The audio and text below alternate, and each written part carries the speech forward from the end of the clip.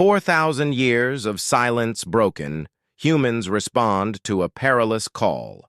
The Deep Space Monitoring Station Kepler-7 hummed with its usual mechanical symphony when Lieutenant Commander Sarah Chen noticed the anomaly.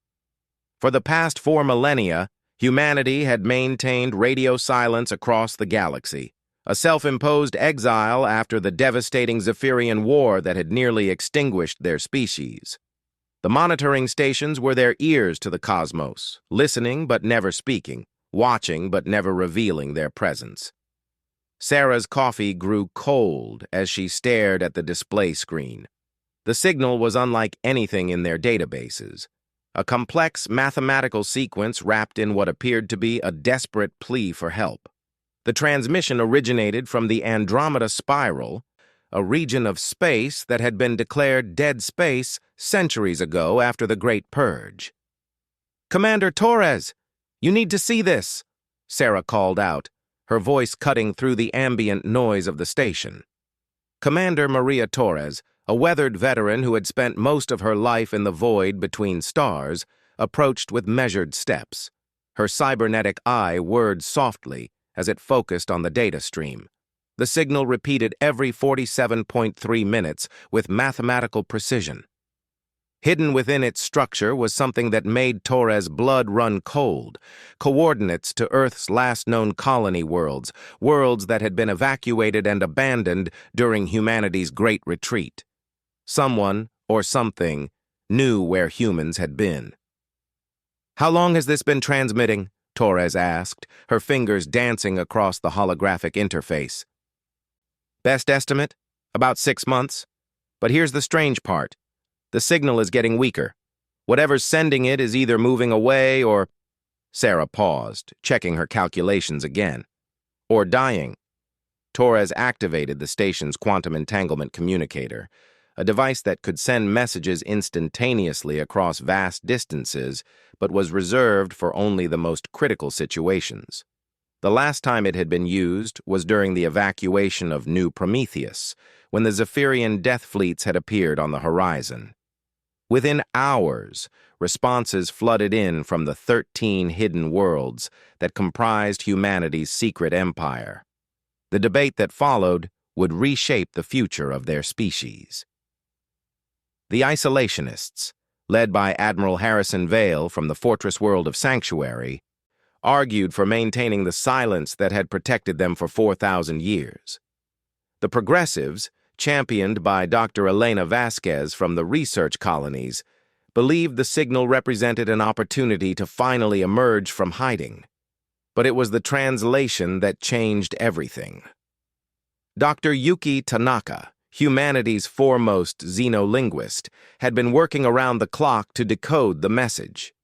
When she finally cracked it, her hands trembled as she read the words aloud to the Emergency Council. "We are the last of the Helix Confederation. The Devourers have consumed 97% of our galaxy. We detected ancient human quantum signatures in your spiral arm. If any of your kind survive, please respond. We have information about the Zephyrians. We know what really happened to Earth. Time grows short. The Devourers have found us." The silence that followed was deafening. Earth, the birth world that had been glassed by Zephyrian planet killers 4,000 years ago, was still a wound that had never healed.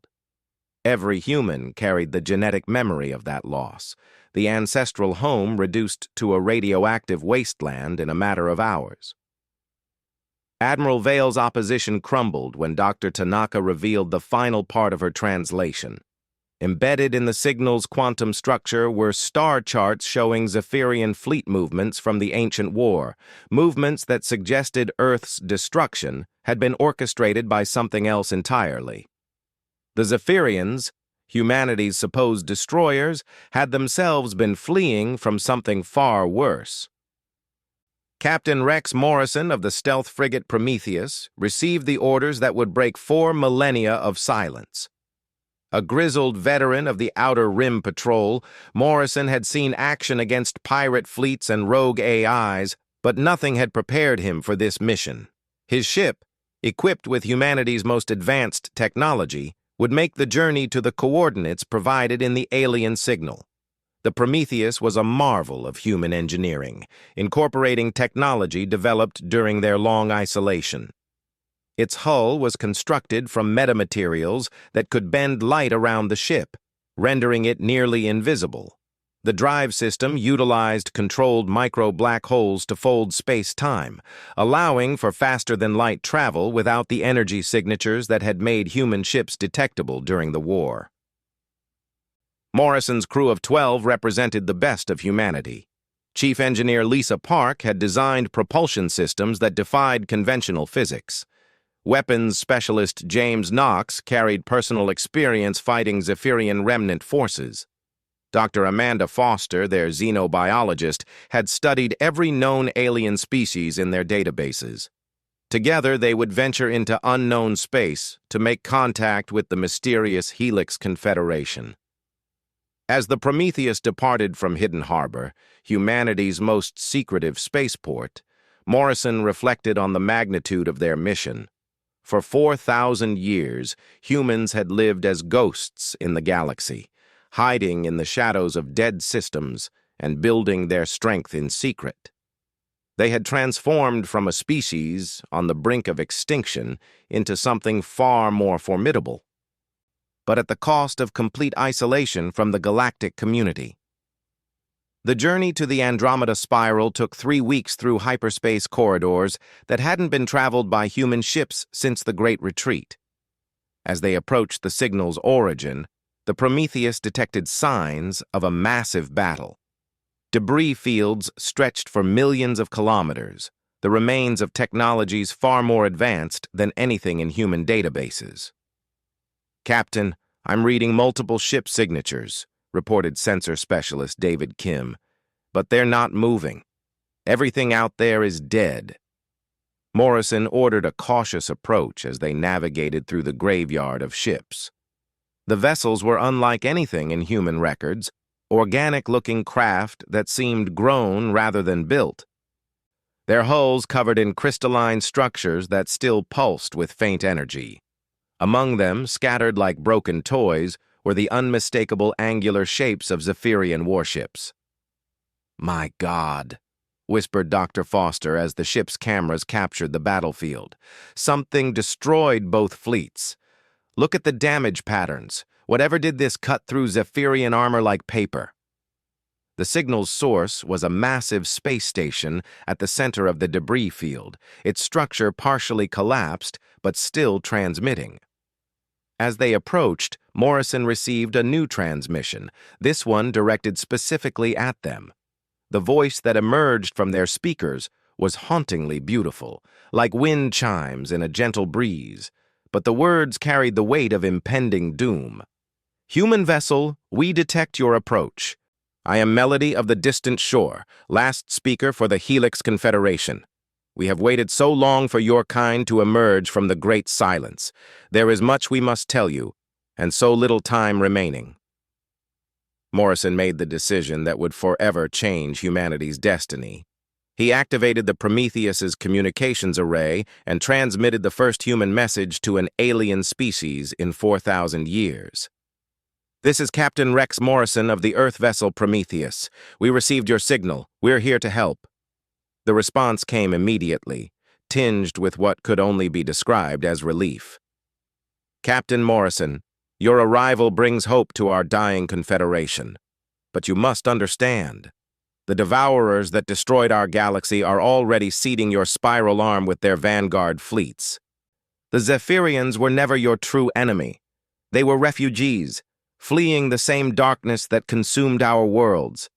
We have defended the passage between galaxies for 3 millennia, but our strength is nearly spent." As the Prometheus docked with the alien station, Morrison realized that humanity's long isolation was about to end in the most dramatic way possible. They had spent 4,000 years preparing for a war they thought was over, only to discover that the real war was just beginning.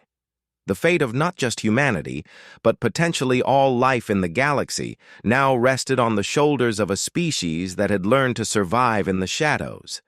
The silence was broken, and there would be no going back. 4,000 years of silence. Broken. Humans respond to a perilous call. The docking bay of the Helix station was a cathedral of alien architecture. Crystalline walls pulse with bioluminescent patterns that seemed to respond to the presence of the human crew. Captain Morrison and his team walked through corridors that felt alive, their footsteps echoing in spaces designed for beings very different from themselves. Melody of the distant shore awaited them in what appeared to be a command center, though it bore little resemblance to human ship designs. The alien being stood nearly 3 meters tall, with a body that seemed to shift between solid and energy states. Its voice resonated through crystalline formations that grew from the walls themselves. "Welcome, children of Terra," Melody said, using the ancient name for Earth. "Your species has grown strong during the long silence. We can sense the changes in you, the genetic modifications, the cybernetic enhancements, the quantum consciousness integration. You are no longer the same species that fled this galaxy 4,000 years ago." Dr. Foster stepped forward, her instruments recording everything. "You've been watching us? How is that possible?" "Not watching. Listening to the quantum echoes of your civilization. Every faster-than-light journey leaves ripples in space-time. Every quantum communication creates harmonics that span dimensions. Your species has been singing a song of survival for millennia, and we have been honored to hear it." Morrison felt a chill as he realized the implications. If the Helix Confederation could detect human quantum signatures, what else might have been listening? "You mentioned the Devourers. What exactly are we facing?" Melody's form shifted, becoming more solid as its emotional state intensified. "They are not a species in any sense you would understand. They are entropy given purpose, vacuum decay made manifest. The Devourers consume the fundamental forces that hold matter together. Worlds they touch simply cease to exist, not destroyed, but unmade at the quantum level." The alien being led them to a massive chamber where holographic displays showed the progression of the Devourer threat across multiple galaxies. What Morrison saw defied comprehension. Entire star systems winking out of existence, leaving nothing behind but empty space that seemed somehow wrong, as if the very laws of physics had been altered. "They began their assault on our galaxy 3.7 million years ago," Melody continued. "We managed to evacuate 17% of our member species to distant galaxies. But the rest?" The displays showed the inevitable advance of nothingness, consuming everything in its path. Chief Engineer Park studied the technical readouts with growing alarm.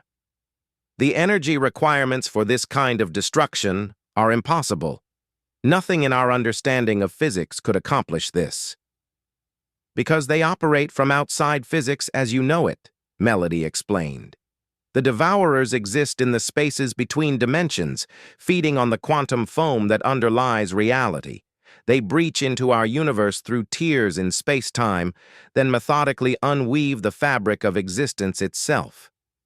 Dr. Odd Foster's xenobiological training helped her ask the critical question.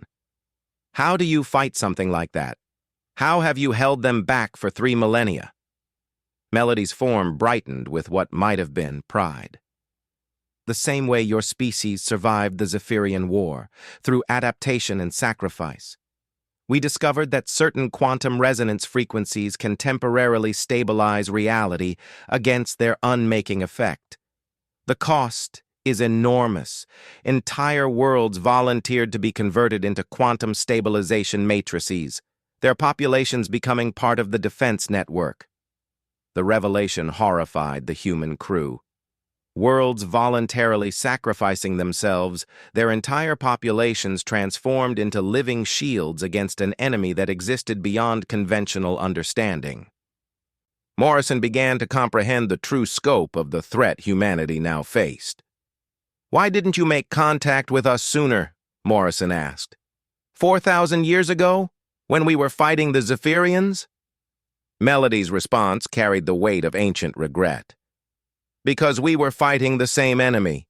The Zephyrians you encountered were the last survivors of their species, fleeing the Devourer advance. They attacked your worlds not out of malice, but out of desperate hunger for resources. Their homeworld had already been consumed. The truth hit Morrison like a physical blow. Humanity's greatest enemy had actually been fellow refugees from an even greater threat. The war that had driven humans into hiding had been a tragic misunderstanding between two species fleeing the same cosmic horror. We tried to make contact during your war, Melody continued, but the quantum interference from the Devourer advance made long-range communication impossible. By the time we could reach your sector, you had already vanished into the deep void. We assumed your species had been consumed like so many others. Dr. Foster was studying the tactical displays with growing understanding. That's why you've been transmitting for 6 months. You detected our quantum signatures and realized we were still alive. Indeed. Your species represents something unprecedented, a civilization that has spent 4 millennia developing in complete isolation, free from outside influence or intervention. Your technology has evolved along paths we never considered. Your genetic modifications, your quantum consciousness integration, your metamaterial technology, these innovations could provide the edge we desperately need. Morrison felt the weight of responsibility settling on his shoulders. What exactly are you asking of us? Melody gestured to another set of displays showing star charts of the Milky Way galaxy. Red markers indicated Devourer incursion points, 17 separate breaches along the galactic rim, each one slowly expanding as reality unraveled around them. The Devourer Vanguard entered your galaxy approximately 50 years ago. They begin with small incursions, testing the quantum stability of local spacetime before committing their full forces. Current projections indicate you have perhaps 2 centuries before they achieve critical mass and begin the systematic consumption of your galaxy. The chamber fell silent as the humans absorbed this timeline.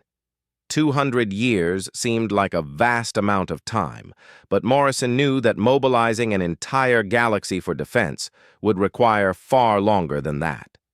Weapons specialist Knox spoke for the first time since boarding the station. You said the Zephyrians were refugees. Are any of them still alive?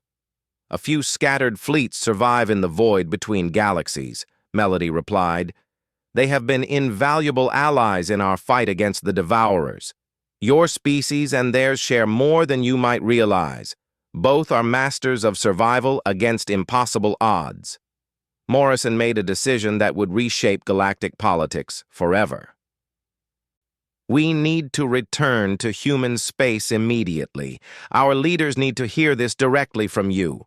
Will you come with us? Melody's form flickered with uncertainty. I am the last of my kind, Captain Morrison. This station contains the entire accumulated knowledge of the Helix Confederation. 4 million years of scientific achievement, cultural development, and tactical experience fighting the Devourers. I cannot abandon it. Then we'll protect it, Morrison replied without hesitation. Send word to my fleet command. We're bringing the station with us. Dr. Foster stared at the captain in amazement. Rex, that station has to be 50 kilometers across. We can't just tow it through hyperspace. Chief Engineer Park was already running calculations on her portable quantum computer. Actually, we might be able to. If we can modify our fold space generators and link them to the station's power grid, it would require the combined output of at least 12 capital ships, but it's theoretically possible.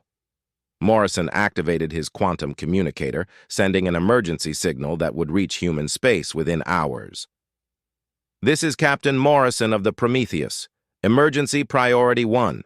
Requesting immediate deployment of the entire 5th Fleet to my coordinates. We have contact with Allied forces and critical intelligence regarding a galactic-level threat. Prepare for the largest salvage operation in human history. As the message transmitted across the void, Melody observed the humans with something approaching wonder. Your species has indeed changed during the long silence. The humans who fled our galaxy 4,000 years ago would never have attempted something so audacious. Morrison smiled grimly.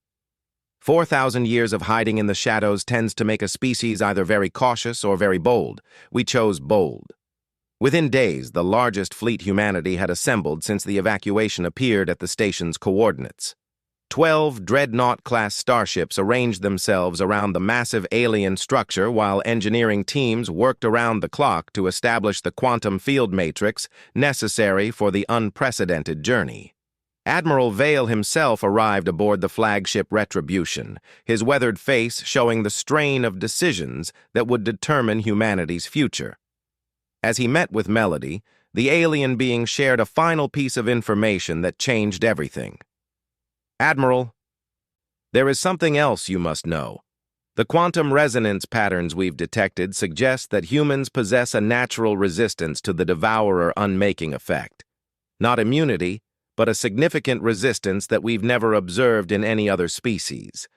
This may be why your civilization survived when so many others fell. Admiral Vale felt a chill of recognition. The genetic modifications our ancestors underwent during the Great Retreat, they weren't just for survival in hostile environments, were they? No, Admiral. Your predecessors somehow intuited the nature of the quantum threat and modified human DNA to resist entropic decay at the subatomic level. They saved not just your species, but potentially all life in this galaxy.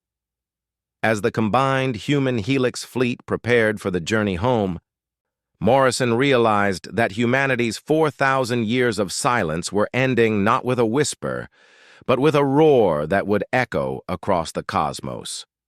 The hidden children of Terra were about to emerge from the shadows, and they were bringing ancient allies and terrible warnings to a galaxy that had no idea what was coming. 4,000 years of silence broken, humans respond to a perilous call. The arrival of the combined human Helix fleet at Sanctuary Station sent shockwaves through the hidden worlds of humanity. For 4,000 years, no alien presence had been permitted within the inner sphere of human space. Now, a massive crystalline structure, accompanied by the largest fleet deployment in recent memory, appeared at the heart of their secret empire. President Elena Vasquez of the United Human Colonies watched from the observation deck of Sanctuary Station as engineering crews worked to establish permanent docking connections with the alien structure. The sight of humans and Helix technicians working side by side was surreal, a bridge between species that spanned millions of years of separate evolution. The quantum resonance tests are complete, Dr. Tanaka reported, her voice carrying both excitement and concern. Melody wasn't exaggerating about our resistance to the devourer effect. Human neural patterns show a 93% resistance to quantum destabilization compared to less than 12% for other known species. Admiral Vale studied the tactical reports that had been flooding in since Melody shared the Helix military database. This changes everything we thought we knew about the ancient war. The Zephyrians weren't invaders. They were desperate refugees trying to warn us about something worse. In the weeks that followed, humanity faced the greatest challenge of its post-Earth existence: how to prepare an entire galaxy for a threat that existed beyond conventional understanding. The Helix technical data revealed the true scope of the devourer capabilities, and the numbers were staggering. Chief Engineer Park led a team of humanity's best scientists in analyzing Helix defensive technologies. Their quantum stabilization matrices are incredible, she reported to the Emergency Council. But they require enormous amounts of exotic matter to maintain. We're talking about converting entire star systems into defensive installations. Dr. Foster had been working closely with Melody to understand the devourer biology, if it could be called that. They don't exist in our reality in any permanent sense, she explained to the assembled leaders. They phase in from higher dimensions, unmake local reality, then phase out with the consumed energy. Traditional weapons are useless because there's nothing solid to target. The solution that emerged from the collaboration between human and Helix scientists was as audacious as it was desperate. Humanity would create the largest defensive network ever conceived, using their unique quantum resistance as the foundation for a galaxy-spanning shield. Captain Morrison found himself promoted to admiral and placed in charge of the newly formed Interdimensional Defense Force. His first order of business was making contact with the scattered Zephyrian survivors, a task that required confronting 4 millennia of hatred and mistrust. The meeting took place in neutral space, aboard a massive Zephyrian Ark ship that had been drifting in the void for thousands of years. Admiral Morrison, accompanied by Melody and a small diplomatic team, entered the vessel that had once belonged to humanity's greatest enemy. High Commander Zrakthar was ancient even by Zephyrian standards, his crystalline carapace bearing scars from countless battles. When he spoke, his voice carried the weight of a species facing extinction. "Humans," he said, the word carrying complex emotions. "We have watched your hidden empire grow strong while we dwindled to nothing. Why should we trust you now?" Morrison chose his words carefully. "Because we're all facing the same enemy now, the one that destroyed your homeworld and drove you to attack ours. Melody has shown us the truth. We were never enemies, just 2 species fleeing the same darkness." The negotiations that followed were delicate and painful. Both species carried genetic memories of the ancient war, ingrained hatred that had sustained them through millennia of exile. But the Devourer threat transcended old grudges, and slowly, carefully, an alliance began to form. The Zephyrian contribution to the defense effort was invaluable. Their ships, designed for operation in the void between galaxies, could serve as early warning systems against Devourer incursions. Their bioengineering expertise could help modify human quantum resistance for other species. Most importantly, their experience fighting the Devourers provided tactical knowledge that no database could contain. As word of the alliance spread through human space, reactions were mixed. The isolationist factions saw it as a betrayal of everything humanity had worked to achieve. The progressives hailed it as the beginning of a new age of galactic cooperation. But the practical challenges of preparing for interdimensional war soon overshadowed political concerns. The first test of the new defensive systems came sooner than expected. Long-range sensors detected a Devourer incursion in the outer rim systems, a small breach that would have gone unnoticed without Helix detection technology. The response fleet that arrived at the coordinates found something that would haunt them for years to come. The Kepler 439 system simply wasn't there anymore. Not destroyed, not consumed, but absent, as if it had never existed. Space-time in the region showed fundamental damage, reality itself wounded by the passage of beings that existed outside physics. Admiral Morrison studied the sensor readings with growing dread. How do we fight an enemy that erases its targets from existence? Melody's response carried 4 million years of bitter experience. You don't fight them directly. You fight for every moment of stability, every fragment of reality you can preserve. The war against the Devourers isn't about victory. It's about survival long enough to find another solution. The solution, when it came, emerged from an unexpected source. Dr. Foster's analysis of Devourer behavior patterns revealed something crucial. They were following specific mathematical sequences in their attacks, patterns that suggested they were testing the galaxy's quantum resistance according to some vast algorithm. "They're not randomly consuming systems," she announced to the Emergency Council. "They're conducting a systematic analysis of our reality's structural weak points. They're looking for something specific." Working together, human mathematicians and Helix quantum physicists began to decode the Devourer algorithm. What they discovered changed everything. The beings from outside reality were searching for something that already existed in the galaxy, something that could serve as an anchor point for a massive invasion. The ancient Earth system. Despite being glassed 4,000 years earlier, Earth's unique position as humanity's birth world had created quantum echoes that still resonated through local space-time. The Devourers were using these echoes to map the fundamental structure of reality in the galaxy, preparing for an invasion that would tear apart the universe itself. Admiral Morrison faced an impossible choice. Humanity could abandon the galaxy, fleeing to distant spiral arms as their ancestors had done. Or they could make their stand at the very place where their species had nearly died, defending a dead world that had become the key to galactic survival. The vote among the united human colonies was unanimous. They would return to Earth. The greatest fleet in human history assembled for the journey to their ancient homeworld. Human vessels flew alongside Zephyrian arcs and Helix crystal ships, former enemies united against a threat that transcended all previous conflicts. At the fleet's heart traveled Melody's station, converted into a massive quantum stabilization platform that would either save the galaxy or die trying. As they approached the Sol system, Morrison felt the weight of history pressing down on him.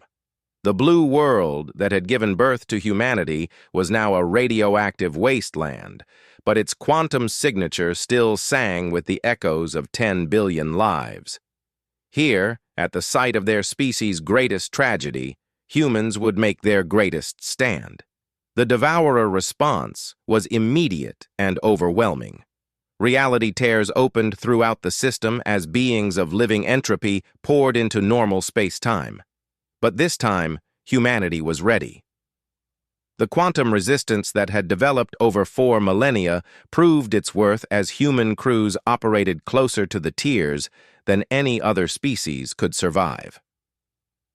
Zephyrian bioships adapted in real time to counter Devourer effects. Helix stabilization technology held reality together through sheer force of will and exotic mathematics. The battle that followed couldn't be described in conventional terms.